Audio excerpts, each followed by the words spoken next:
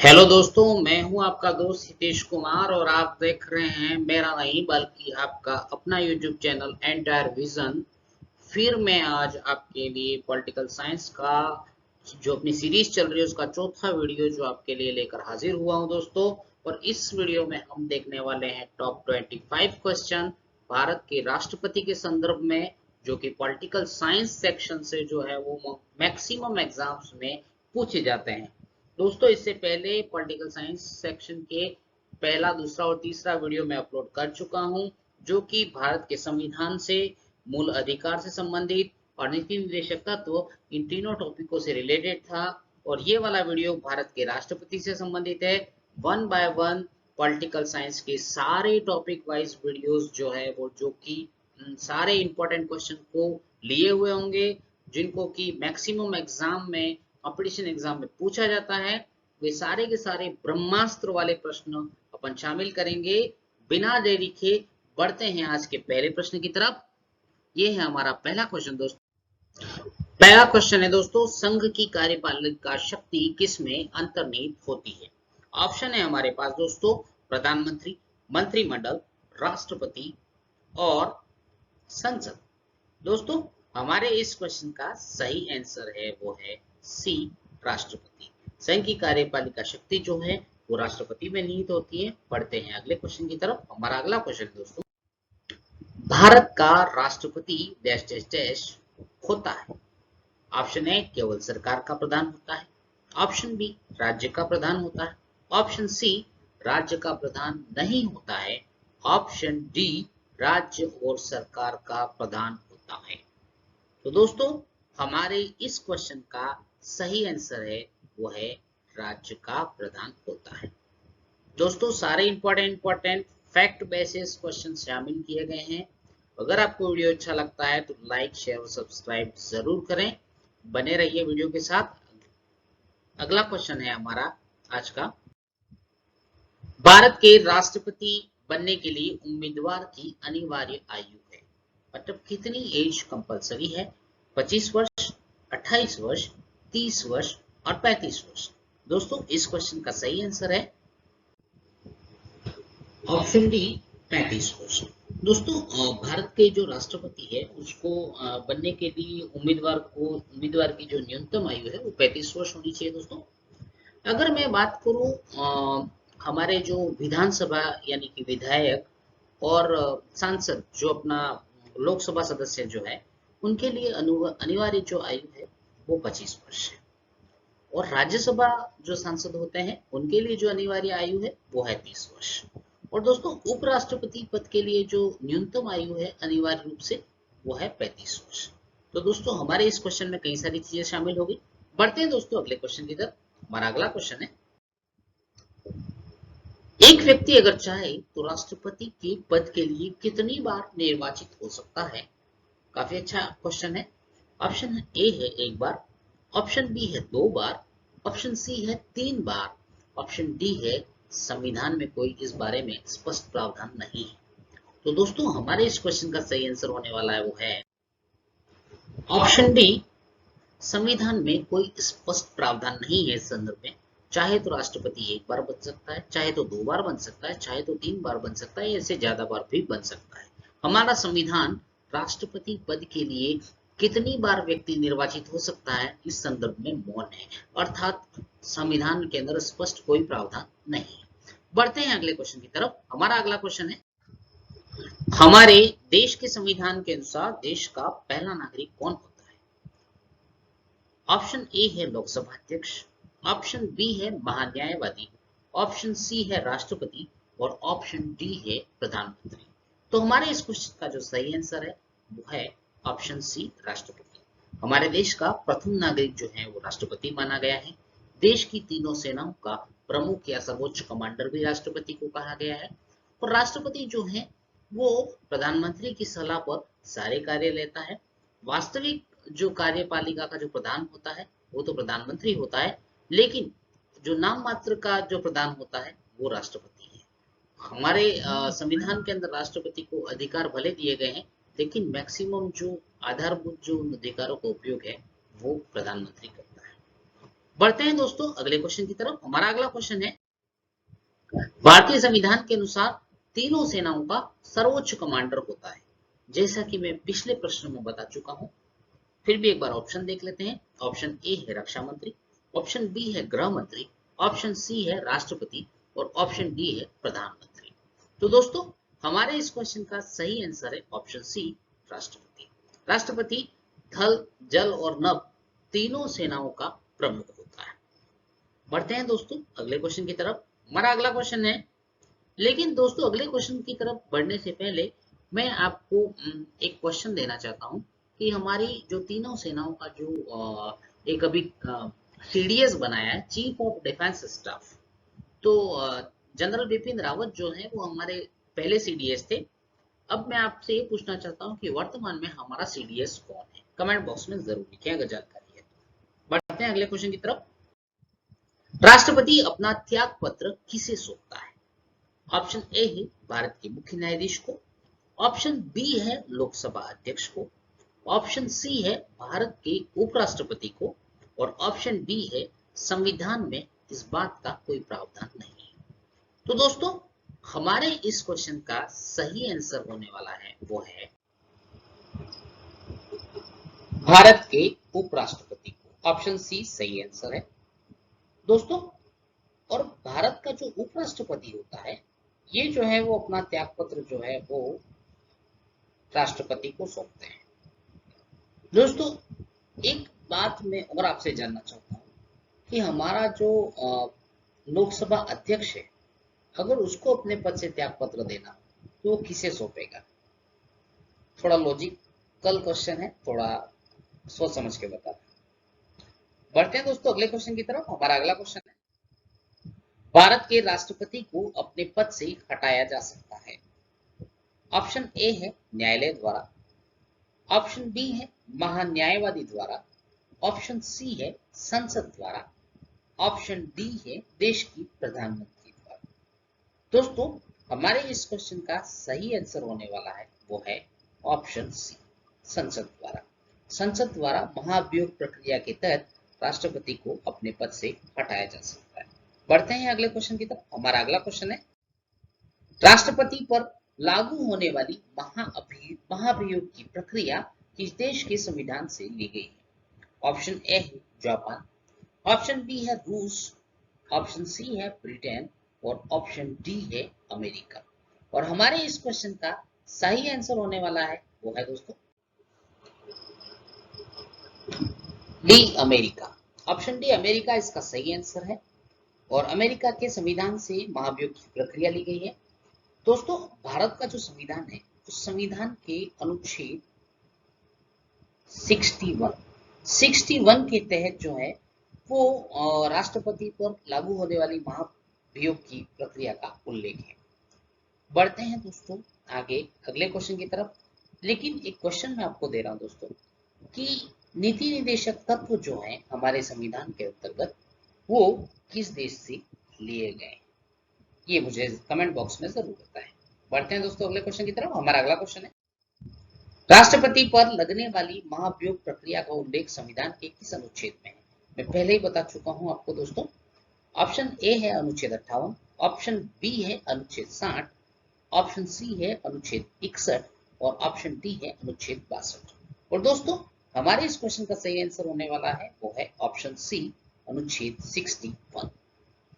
बढ़ते हैं दोस्तों अगले क्वेश्चन की तरफ। हमारा अगला क्वेश्चन है, अप्रत्यक्ष रूप से होने वाले राष्ट्रपति के चुनाव में कौन भाग नहीं लेता है? बहुत प्यारा क्वेश्चन है दोस्तों। ऑप्शन ए है लोकसभा, ऑप्शन बी है विधानसभा, ऑप्शन सी है राज्यसभा और ऑप्शन डी है राज्यों की विधान परिषद। और हमारे इस क्वेश्चन का सही आंसर है वो है ऑप्शन डी, राज्यों की विधान परिषद। बाकी लोकसभा भी भाग लेती है, विधानसभा भी भाग लेती है और राज्यसभा भी जो है वो राष्ट्रपति के चुनाव में भाग लेते हैं। बढ़ते हैं दोस्तों अगले क्वेश्चन की तरफ।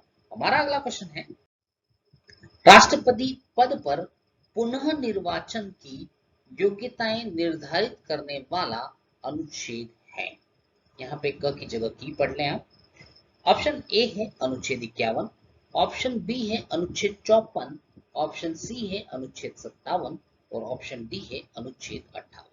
हमारे इस क्वेश्चन का सही आंसर होने वाला है दोस्तों, वो है ऑप्शन सी अनुच्छेद 57।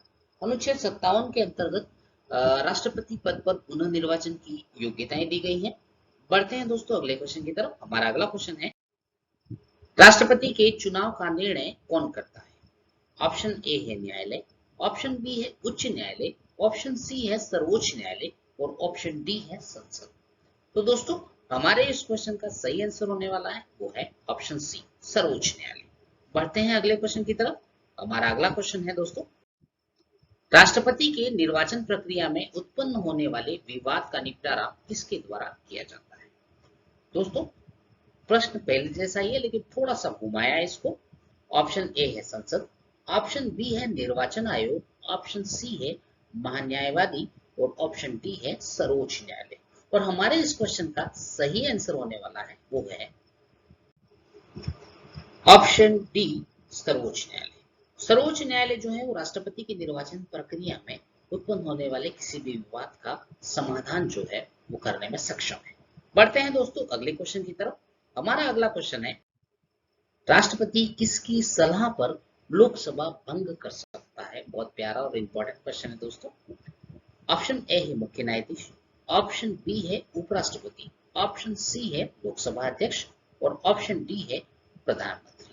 दोस्तों हमारे इस क्वेश्चन का सही आंसर होने वाला है वो है ऑप्शन डी प्रधानमंत्री। यानी कि प्रधानमंत्री राष्ट्रपति को सलाह देता है। ऐसी परिस्थितियां उत्पन्न हो जाती है कि सरकार चलाना मुश्किल हो जाता है, ऐसी स्थिति में वो सलाह देता है लोकसभा भंग करने की और उनकी सलाह के आधार पर राष्ट्रपति जो है वो लोकसभा को भंग करते हैं।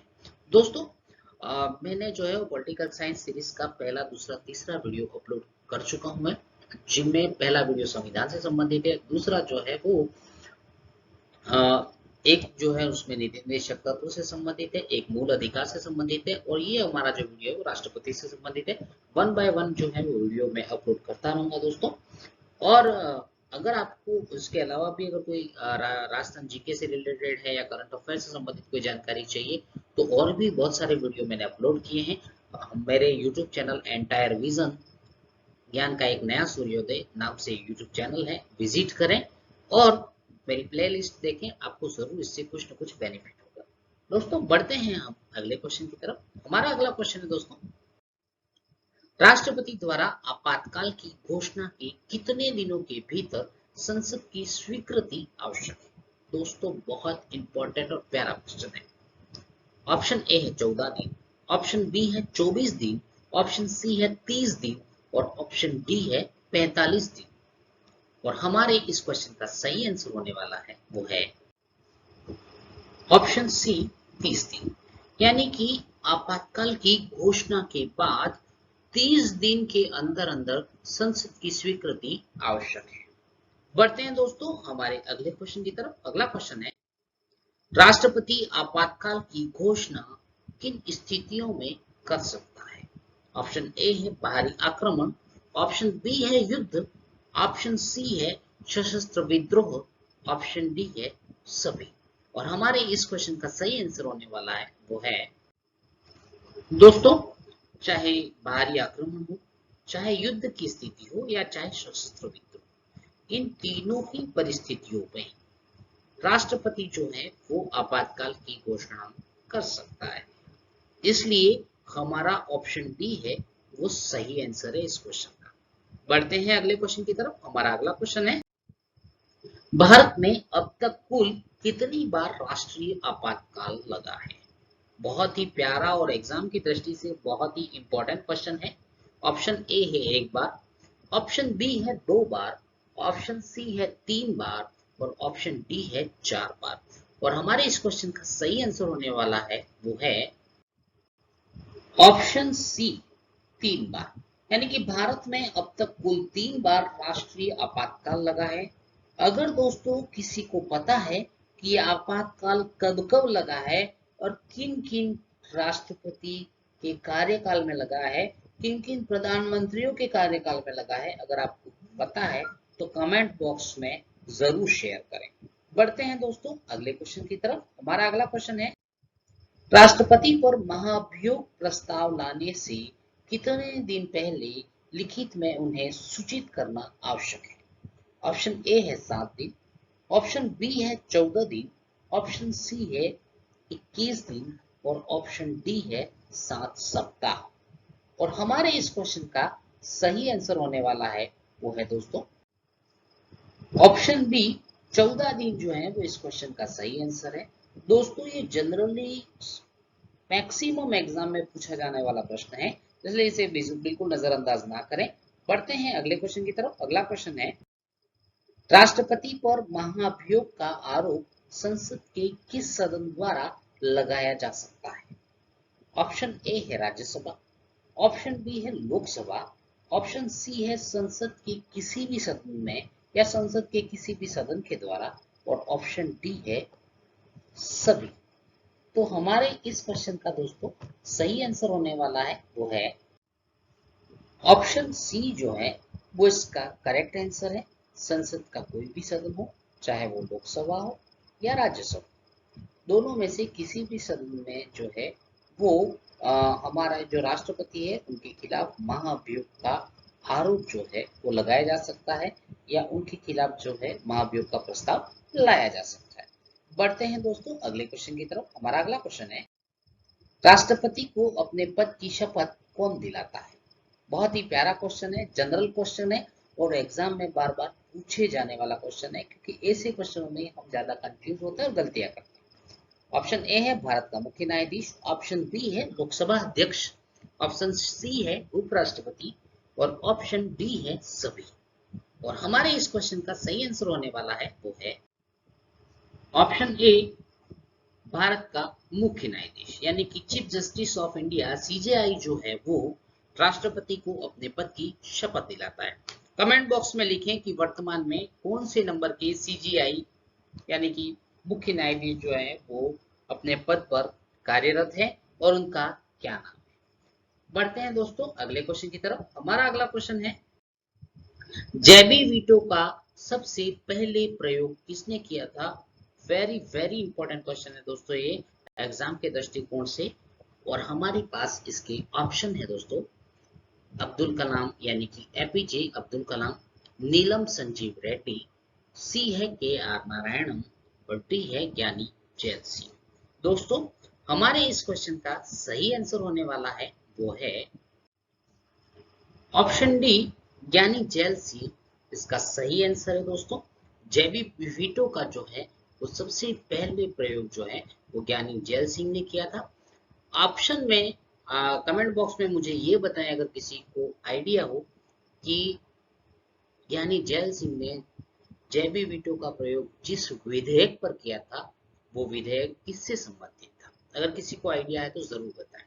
बढ़ते हैं दोस्तों अगले क्वेश्चन की तरफ। हमारा अगला क्वेश्चन है, श्रीमती प्रतिभा पाटिल भारत के कौन से नंबर की राष्ट्रपति बनी थी? बहुत प्यारा और एग्जाम की दृष्टि से इंपॉर्टेंट क्वेश्चन है। ऑप्शन ए है 11वीं, ऑप्शन बी है 12वीं, ऑप्शन सी है 13वीं और ऑप्शन डी है 14वीं। तो कौन से नंबर की राष्ट्रपति बनी थी? दोस्तों हमारे इस क्वेश्चन का सही आंसर होने वाला है वो है ऑप्शन बी, 12वीं। 12वें नंबर की राष्ट्रपति जो है वो श्रीमती प्रतिभा पाटिल बनी थी। इन्हें जो है वो भारत की पहली महिला राष्ट्रपति बनने का गौरव भी प्राप्त है। दोस्तों परीक्षा की दृष्टि से ये इसलिए महत्वपूर्ण हो जाता है क्योंकि ये पहली महिला राष्ट्रपति थी। अगर ऐसा पूछा जाए कि कौन से नंबर की राष्ट्रपति जो है वो भारत की पहली महिला राष्ट्रपति बनी थी, तो ऐसे में ये बहुत ज्यादा कॉम्प्लिकेटेड हो जाता है सवाल, इसलिए इस क्वेश्चन को नजरअंदाज ना करें और बहुत महत्वपूर्ण है, इसे ध्यान रखें। बढ़ते हैं अगले क्वेश्चन की तरफ। हमारा अगला क्वेश्चन है, भारत के सबसे कम आयु की राष्ट्रपति कौन थे? ऑप्शन ए है नीलम संजीव रेड्डी, ऑप्शन बी है APJ Abdul Kalam, option C है प्रतिभा पाटिल और ऑप्शन डी है डॉक्टर शंकर दयाल शर्मा। दोस्तों हमारे इन चार ऑप्शनों में से कौन सा सही है ये आपको बताना है। दोस्तों ये परीक्षा के नजरिए से बहुत ज्यादा इंपॉर्टेंट क्वेश्चन है दोस्तों, क्योंकि ऐसे फैक्चुअल क्वेश्चन जो है वो एग्जाम में पूछे जाते हैं। और इस क्वेश्चन का सही आंसर होने वाला है वो है ऑप्शन ए नीलम संजीव रेड्डी। नीलम संजीव रेड्डी जो है वो अब तक के जितने राष्ट्रपति बने उनमें सबसे कम आयु के राष्ट्रपति नीलम संजीव रेड्डी रहे हैं। बढ़ते हैं दोस्तों आज के अंतिम क्वेश्चन की तरफ। उम्मीद करता हूं आपको क्वेश्चन अच्छे लगे होंगे। अगर आपको क्वेश्चन अच्छे लगे हैं और आपको लग रहा है कि कंटेंट अच्छा है और आप सेटिस्फाइड हैं तो इसको लाइक शेयर और सब्सक्राइब जरूर करें और आपके भाई का हौसला बढ़ाएं। दोस्तों बढ़ते हैं आज के अंतिम क्वेश्चन की तरफ। हमारा अगला और अंतिम क्वेश्चन है, किसने कहा था कि राष्ट्रपति का आपातकालीन अधिकार संविधान के साथ एक धोखा है? दोस्तों बहुत प्यारा और अच्छा और एग्जाम में आने लायक क्वेश्चन है दोस्तों। इसके ऑप्शन है, option A doctor Bhimrao Ambedkar, option B K M Munshi, option C K M Panikkar और option D B N Rao. और दोस्तों हमारे इस क्वेश्चन का सही आंसर होने वाला है वो है बी ऑप्शन जो है के एम मुंशी, ये सही आंसर है। दोस्तों ये परीक्षा में आने लायक क्वेश्चन है। उम्मीद करता हूं कि आपको मेरे द्वारा दिया गया कंटेंट अच्छा लगा होगा। अगर आपको कंटेंट अच्छा लगा है तो शेयर लाइक और सब्सक्राइब जरूर करें और आपको लगा है कि मैंने कहीं कुछ मिस्टेक की तो कमेंट बॉक्स में मुझे जरूर बताएं ताकि जो है वो मैं अगले वीडियो में और ज्यादा अपडेट होकर उस चीज के ऊपर ध्यान रखकर नया वीडियो बनाऊं। बने रहिए मेरे साथ और मेरे चैनल के साथ। मिलते हैं हम अगले वीडियो में एक नए टॉपिक के साथ। तब तक के लिए जय हिंद।